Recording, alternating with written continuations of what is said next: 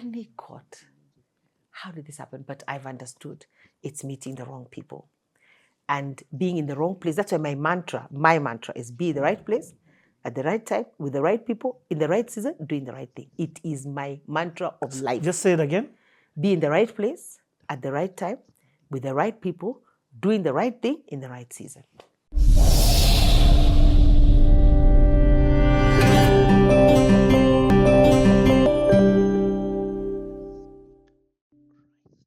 Let me tell you, the behind-the-scenes conversations are so mortal. I'm like, let's bring the behind-the-scenes conversations in front of the scenes. Yeah. The tagline on CT is, you truly never know people until you take the time out to get to know people. This one, you need to share it with people. You know, people think leaders just fall in the perfection that they are. People think leaders of leaders or teachers of leaders or mentors of leaders just fall in the perfection that they are. But I'm hearing your story, and at this time, the way that I described the previous conversation or your previous self was like your story is misty. It's not sounding like the leader that you are today. No. And there's something that we were having an off conversation about and says, why is this story so common amongst children of privilege? Because of not explaining. So when I look at it, when I see the people who even are my peers now, but they came from poverty, they didn't come from, well, not poverty or hardship, struggle. All of them have made it.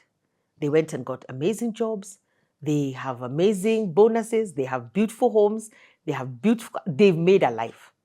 But unfortunately, especially for the people with a bit of privilege, because the privilege it's different. It can be middle class, upper middle class. It can be upper, you know. We're seeing a lot of those children falling by the wayside because we're not telling them the truth.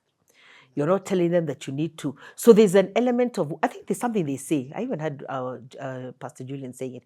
They say something like a season brings in, when people have got hardship, the next generation makes it. Then that generation loses things. Then they go back into it. It's like a cycle, isn't it? The Chinese story of from the farm to America and then all the way back. Yes. So to break the cycle, we need to educate more. We need to have serious conversations about what your life choices are and how they're going to impact you, where you work, how you save, how you invest, what are you going to make of your life, how are you going to build for another generation, and then bring in the angle that I'm arguing right now is bringing the people element into it. Because we're not all going to be the same. If you have a family of 6 children, 5 children, 3, even 2, they're not going to be the same. And then there has to be an element of compassion. But I feel there's conversations I need to have and then a plan. You have to create a plan. A plan. Okay, let me ask it. Real talk. I have 2 daughters. 1 10, 1 7-year-old. These girls are not seeing... hardship. Yes, you get. What do I need to do to... And also I'm just like, some of the questions that I'm like, is like, just what level of hardship is hardship? You get? I'm like, why should they see some certain level of hardship? Anyway, what should I do to prevent the cycle? That's, I think, what I'm trying to ask. Have talks. And I think maybe somebody would help us in this is age-appropriate conversations, but you must have them. You must say why your life is turning out this way and what they need to do, why somebody else's life is not turning out this way, and the things they need to do. So even as guys were told go to school, we were not told why. We were just told education is important. We were not told why is education important. What do you need to do with this education? We were not told you need to get a job, you know, and I don't know, we're told you need to get a job, but weren't even asked to choose the jobs. I don't How understand. to get a job. And even which job do you choose? How do you grow? How do you save? How do you invest? They were trying, because I feel like my parents, when I look at them, because they're the only people I can say, they tried. They tried to tell us this money was not ours. That was good. We went to Shags every holiday. Dramaful. African parents they're strong. My mom would say, so in Shags, there was no, Shags is a country where my grandmother lived. So there's no electricity, there's no running water. I think there was a tank they had bought for our tanks, that was a bit better. But no running electricity, no hospital, no car. The nearest shopping center is 15 kilometers away. And were you going there to sleep or you're just going to come back? To sleep, a whole month. And my mom would make this announcement. She told my grandmother, whoever dies when she's away, my grandmother should just bury them. And then when she comes back, she'll pick the children that are alive. That kept us alive. Hey!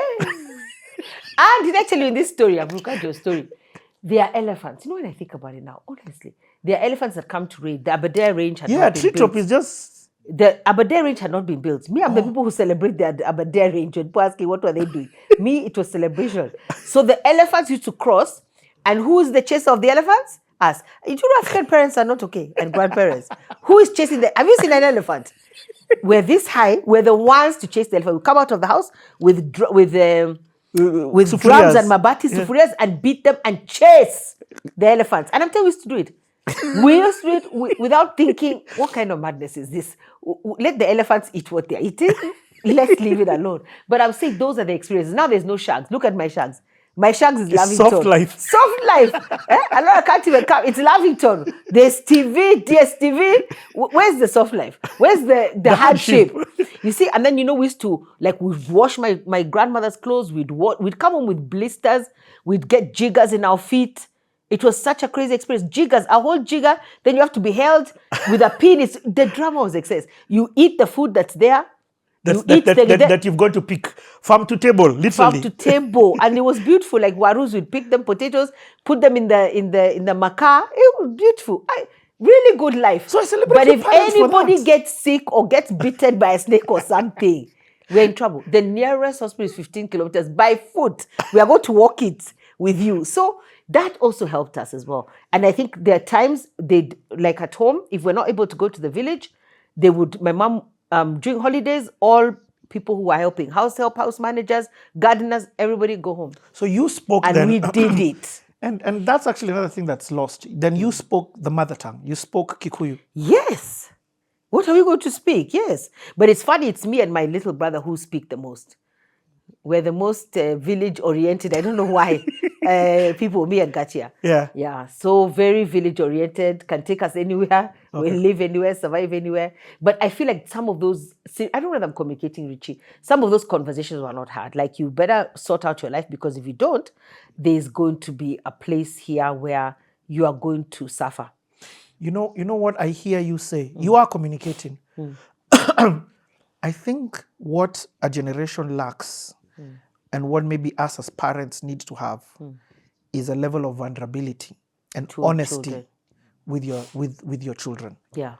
Like, you need to be, because you see that, and that vulnerability may mean you open up your places you don't want to open up. Yes, very, very important. Very, very important. And then to look at, I know I feel like saying this, but to look at generational cycles, because I feel like, without giving away too much, my family, they're tired. They're tired of my giving away their stories. But anyway, it's like something can also follow a generation. So my dad came from poverty, built something, but in some ways today I see elements of that poverty trying to rear its head amongst some of us and some of the children and the grandchildren, that thing has still not been broken. So it's just that he left a legacy, and there are things that are cushioning you, but that thing is still there. Why are you not able to break out of it? And for me, what I feel and pray a lot about is, if he was able, because there's some poverty you can't break out of. You can keep talking. Poverty is a real thing. It's dramatic. Yeah. And it would to break out of poverty. So anybody who's already broken out of that poverty cycle, that's a good thing. But you have to see, does it show up in other places in the generation? Are you saying poverty is spiritual? It's very spiritual. What does that mean? Even wealth, money is spiritual. Okay, just let's take a segue a bit into this, and then we come back into Polytechnic. When you speak about poverty being spiritual and money being spiritual, what are you trying to say? I'm trying to say that it is spiritual, and even life is spiritual. So there are elements of people who will, generations and generations will keep growing through something, and it has to be broken. So poverty is a spirit, it's a mindset, and you can continue being poor yet you have wealth. Do you understand what I'm saying? Because it's your mind and how you think, and we've seen it with people maybe who will hoard money, people who will not live the way that they are supposed to. I mean, there's so many People funny who stories. Fears of losing it of all. losing it, yes. Yes. There's others who, Kenyans, I love Kenyans. Being Kenyan is such an amazing thing. But there are other stories I've heard of where I don't know why the people in the community would know this guy, how much money he has in his bank account, and then he's taking a matatu. So all the matatu stop carrying you. They say, go buy a car. They tell you, what is it? You're like, guy, how are you in my business like this? Yeah. So the poverty will not even allow you to enjoy your own money and wealth. I've seen that. And so the community stop carrying you. They say, please go buy a car. You need a car. And that's what you go and do because you have it. I've seen and heard stories, maybe because of the way that I do my things, of people who a wife is trying to borrow money from a bank and her husband can give her that money 15 times over or even 100 times over. But he's making her go through the process of getting a loan, and he can just give her that money. I've seen where we had to do a harambe for a man who has passed because he went into ICU with a pin for the ATM. What's your problem? Listen, please. Release the pin. You are going to ICU. Release the things because and he went in and he died. Now look now. And you are now we couldn't access his money now. So we have to changa money and bury him. You see, just the way that we are. Sometimes we're not even exposing to we're afraid, that's another thing. Maybe we're afraid to expose what we have even to our children. There's a case that came out. I remember just before my late dad passed, and he was terrified of that thing. There's a time I told him, we're not going to do that. It was in the newspapers where some children had hijacked their parents, got them to sign over everything, took the dad to another country, killed in a dramatic, left the mother in another one, and I think they actually tried to kill one parent or something. So my dad was like, "Bas, Kwisha, these children are going crazy." So he's telling, please, I can see these are fears you're having from the newspaper. We're not those children. Nobody's killing you. No. But you see, because you have so many secrets, so many secrets about wealth that maybe that's why even when it's released, people just misuse it because you haven't been taught the cycle continues. The parameters around it. You have to be taught. So wealth is spiritual. I'm telling you the truth. Wealth and poverty, both, it's a spiritual thing. You break it. Let me just give you one last example. If you go to YouTube and you say, I think Purpose and Leadership Forum, Build a House for Mama Joseph, you'll see the video there. So there's this widow. We found her in Maasai land. And the first day we met her, I met her son playing the keyboard in a church, and then I went to her place. And then, like Kenyans are very hospitable. This woman is so poor, her house has holes in it, and she's making tea. People drank the tea. Me, I couldn't drink it. Drink tea. From this poor woman, you can see she even lives in the house with holes. Please, not me. So they drank the tea. Me, I'm just watching her. And then I said, okay, now we need to build a house. So it was season 16 of PLF. Guys changered. Within 2 or 3 weeks, we had a lot of money. We built our house. We changed that house into a kitchen and all that. We prayed with her. She got born again that day. Her son came home that day. The first one also got born again. That's how you know it's spiritual, because everything changed from that moment. She said that they would never sleep in peace. In this small little Mabati house, there would be things moving along the roof. They couldn't sleep. That's the first night. And since then to today, they have slept in peace. So things are after your freedom, your time, your resources. There are people who, it's so hard to break out of the cycle of poverty. So I feel it's spiritual. So for me, I'm a Christian. I don't know what other people are doing, but it's spiritual. Very, very spiritual. There are nations that people work in that it's very hard to do anything with that money, because that money, the people of that nation know what they've done with that money. It's so hard for powerful. You to... It is. So many people, maybe they tithe, you connect your money to something, we're really getting carried away. But money is spiritual. So poverty, so I always say, I was thinking about my dad.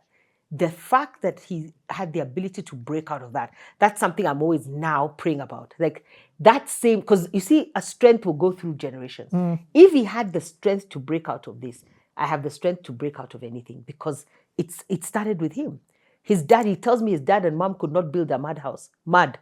I'm so glad. Some of those passing conversations that now will not leave my head. What do you mean? They could not afford to build a mud house. Him, I think by the time he died, I counted, I think he built 9 buildings. Wow. 9. Even for work. 9. 9 buildings. A man who came from, look at that jump. Something, the jump is too much. And there are many people who have that story. It's not just magic, it's spiritual. Somebody found something and broke out and made a way out. And, Okay. and that is strength that next generations need to, because you can also be surrounded by this wealth, but you haven't broken out of that poverty thing. That's what I was trying to say. Okay. Kenya Poli, how is that for you? Oh, Honestly. did I tell you I made many mistakes in my life? Yes. So I go to Kenya Poly.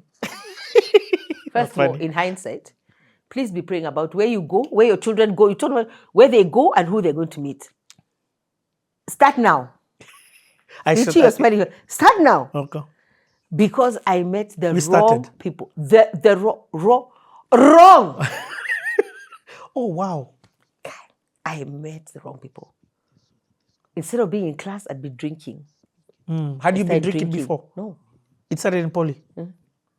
That decision that you made to go to Poly. Yes, drinking. Don't go to places before their time. I should have stayed in Form 5 and 6 at Kianda. There was nothing happening. I would have been sober. I'm telling you. I don't know how I passed, but I know how I passed. It's that thing your parents have put fear in you. You know you can do everything, but you better pass. You can do whatever you're doing, but you better pass. So I passed everything, but it's ridiculous. I started smoking. I started drinking. I started partying. Instead of being in class, I'd be in a bar. I can't even tell you which street. I cannot tell you which street. Yani God, how did this happen? But I've understood. It's meeting the wrong people and being in the wrong place. That's why my mantra is be in the right place at the right time with the right people in the right season, doing the right thing. It is my mantra of life. Just say it again. Be in the right place at the right time with the right people, doing the right thing in the right season. I was not supposed to be anywhere near that Poly. I should just have finished my 4, 5, and 6. This Speedy Gonzalez, I don't know what that was about. Stay here. Then I met I met the wrong people, because that's when my life took a misalignment completely. And I started doing things. Was it instant? Yeah, well, I think first year was okay. I must have been there for 3 years. The first year was fine. And I still have some friends who, until today, like one even came to see Alora, who are good friends until today. But it just became, it became silly. It became lost focus. And that's another thing. If you shelter your children, I don't know how this works. If you shelter your children too much, then you release them to the world. Expect madness. Because you haven't equipped them for that world. You've sheltered them too much. So the freedom of going to school, I can't remember how I used to go, then now getting out, walking to some dingy parts of, I could even have died. Like, what was that? I don't understand. What is alcohol? Why it was so important? Anyway, so that was a real downhill. Downhill, but somehow finished. No, but when I'm trying to figure out, first year you're okay. I'm trying to figure out First year, okay. Then what happened? First year, were you in the drinking? No. Can you remember how you started the drinking? No. You just got into it and now... I got into drinking, and then there were these long cigarettes called More, and it was long and brown. Very amazing. So that was what I started smoking. So smoking, drinking, partying. Oh. But aren't you going home? Now you see this, you need some aunties. You need some aunties who have made it in life and are living in some very nice places. So Plainsview Estate had just started. It was top of the top. Yeah. And I had an auntie who lived there. So the work is to say, I had an auntie and a cousin. So that's where I'm at. But I'm not. I'm all over the world. Oh, that's what you're telling them? That's what you tell your parents. Me, I'm going to so-and-so for the weekend. But you don't? How? Drop things, move, party, party after party. We were so lucky because I think our party was innocent, sort of. Not like today. I mean, there were no drugs. We're not doing drugs. Yeah. We were just drinking. Mozos. You were on Mozos. Yeah, we were smoking and drinking and having a great time. We really had a great time. But when I think about it, it was very silly. And we started very early. And because I was sheltered, it could have turned out really badly. Because I was very sheltered. So in that 3 years, you make the last 2 years now is for... And you've gone with nobody from Kianda, of course. No. Guys, I've left them good for 5 and 6. Doing the right thing. So I've met the people. Oh, wow. This thing could have... Why? It could have completely... It's about to get worse. It could have Keep asking questions. So it actually changed your trajectory of your life. You would say Kenya Poly was a wrong shift. Yeah. It was a wrong shift. Too early.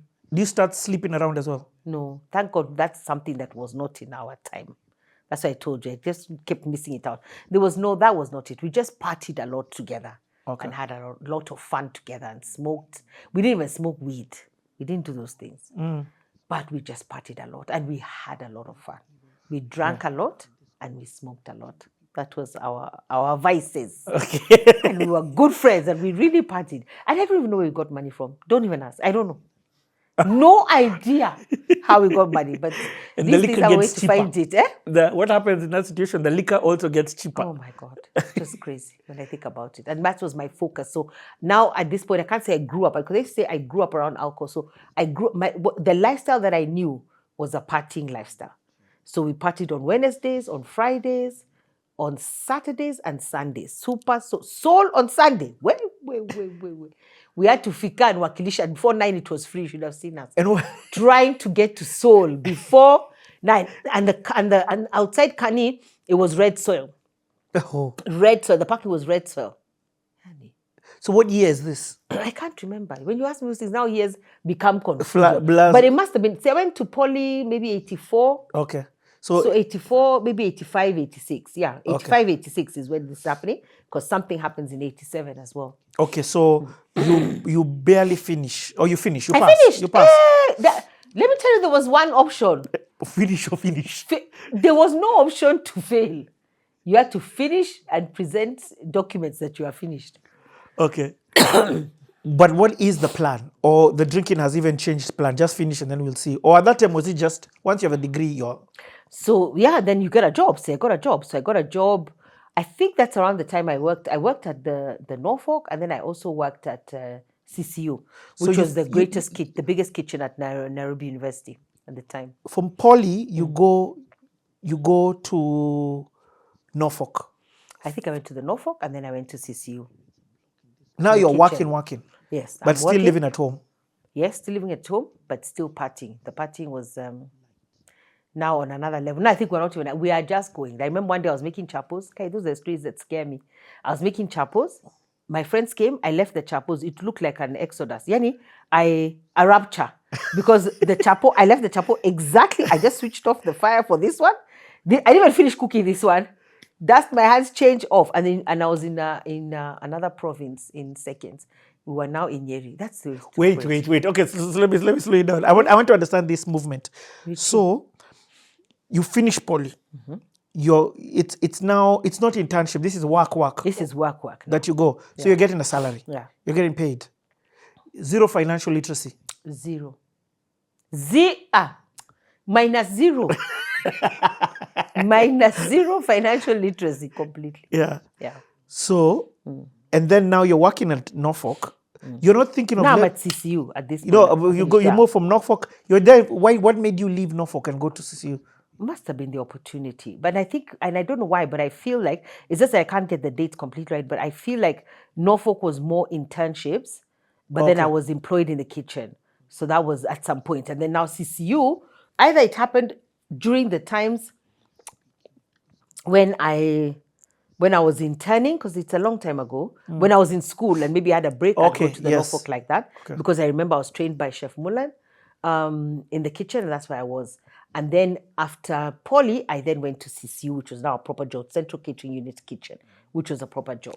And was the intention to be a chef? Was the intention to have a restaurant? The intention was to do hospitality, whatever that meant. Okay. Was to do hospitality, whatever that journey took me to was to do hospitality. And did you have a goal though? Did you be like, my aim is to work at Jardini or at Serena? Or that's the problem. There were no goals. Life was just happening. That's why I'm very good on saying it. I know that many people are just living life. Let's just see what happens. That's how it was. So there's no plan. There's no goal. The people who had elaborate goals, they wanted to know which companies they're going to work in. Those are the conversations we need to have now. Where do you want to work? Why do you want to work there? Wow. What are the aspirations? I didn't have. Let me not say we. I did not have. It's just whatever catches you, so you move with it. Yeah. So CCU caught you. CCU caught me. And that was cooking for the university students. Yes, but just that means be one of the caterers. There were many caterers there. And you're 2 years younger because you didn't do... I didn't go to uni. Yeah. So I've just finished this, and then now I'm there at CCU. And you're just overseeing, and the other caterers there. They're older women, you're in charge of a shift, just make sure the food is done. Even I was oblivious to danger because, when the electricity went or we didn't produce the food, there would be a riot. I was even oblivious. It's good to be young, very oblivious to this is danger. And these are students, they can do anything to you. But me, I was very confident. There, cook the food, put it in the bain marie, take it out, serve it, and go. It's foolishness. Right now, I will not be there because if there's no chapati, if the chapati ends, the drama that would happen. And I was there in the midst of the drama and I'm okay, I'm cool. Like madness. I don't understand. It's being young. Being young has its benefits. So you're oblivious to all this chaos that's going on around you and can be a very dangerous potential situation, but you don't see it. So then what happens in 87? So 87, I think the partying was crazy. It was too much. I don't know what I did. But my parents decided, you don't know us. We are the ones who know what we're going to do with you. So I think they were, I think they were watching my life. And they were like you said, I don't think I was not listening. And I was just partying and they were wondering, where is this life going to go? So what they did in hindsight, and I think I'm like, guy, they applied for me to go to school in the UK. They did all the applications. Look at you smiling. Like after I didn't even do one application, I don't even know what happened. She's the one who did all that. Mine were done for me. And I was told like a day before, tomorrow, you're going to the UK. So they shipped me to the UK. It is now, in retrospect, that I write, I even wrote in my autobiography, who sends a problem to the UK? Who?